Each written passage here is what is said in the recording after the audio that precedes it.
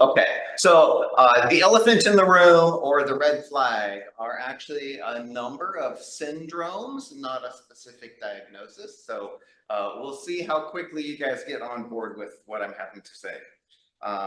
What we are talking about today is very common and very well known and very much in the forefront of our mind. And as providers, we have convinced ourselves that we address these things every single day. Awareness is consistently rated as high. However, we have a number of research studies that says our clinical practice and our screening and diagnoses for this elephant. These are some pretty challenging statements here. Non-existent and suboptimal. Nobody wants to be suboptimal in their clinical practice. And our screenings and ability to identify these things says far from fully integrated. So that should be a little bit of a wake-up call. Despite the evidence, which goes back literally 30 years in the journals and the medical research, adequate clinical screening is dramatically lacking.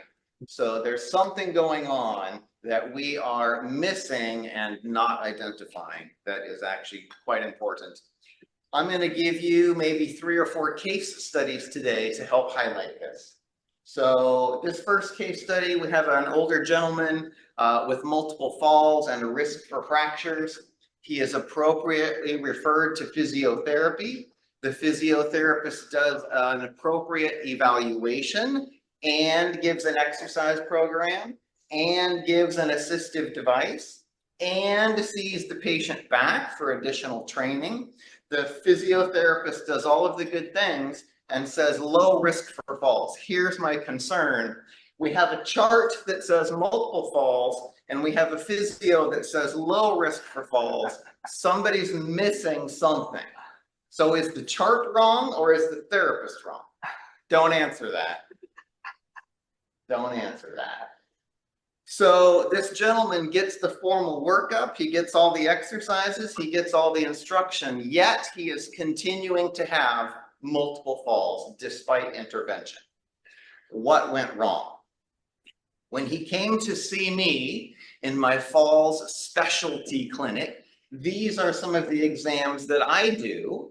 And maybe some of these were included with the other physiotherapist, but we'll see. This patient was definitely orthostatic. His ability to stand was 75% good, but that's still a 25% deficit. His gait speed was slightly slow. And his timed up and go, I would say, is acceptable, maybe not normal. But falls risks are stated to be slower than 14 seconds. And this guy was faster than that. So why is he still falling down? As we look a little deeper, adding a cognitive task to his timed up and go, he was 3 times slower. Doing tire jobs, he was 33% slow, but with a cognitive task, he completely failed. Doing the multi-directional 4-square test, he completely failed that. This gentleman was not falling because he couldn't walk. He wasn't falling because he couldn't step over a box or stand with head turns. He was falling because he would go to the market and get lost and wander the neighborhood for 2 hours and then have to call EMS after he fell down in the park and couldn't remember his name.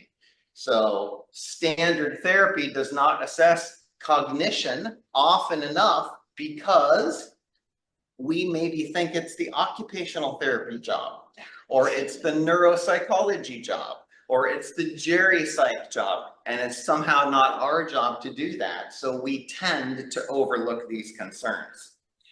Case study number 2, the physician says, please see my patient for back pain from a compression fracture. I am perhaps wrongly assuming that this compression fracture is because of a fall. Why is the guy falling down?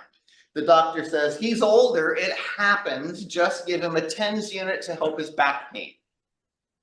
Very diagnostically focused. has back pain, has compression fracture, needs therapy. This is what we do. This is what physiotherapists are good at. But the problem is that he drinks way too much, and he has neuropathy, and he has myelopathy, and he's orthostatic. These, don't think a TENS unit or a Pilates exercise are going to help these issues. These are the issues underlying his back pain and his difficulties and his falls. And I don't think McKinsey is the answer for these problems.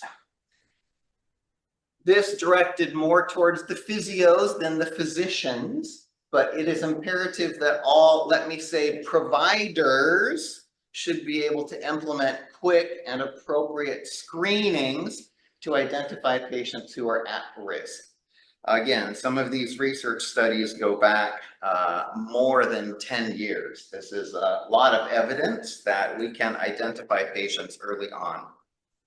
There were a couple of talks yesterday about lower back pain, and we just had the case study of Bob with his compression fractures, right? Low back pain was cited as being the leading cause of disability, right? Is low back pain the most important undertaking in the 21st century?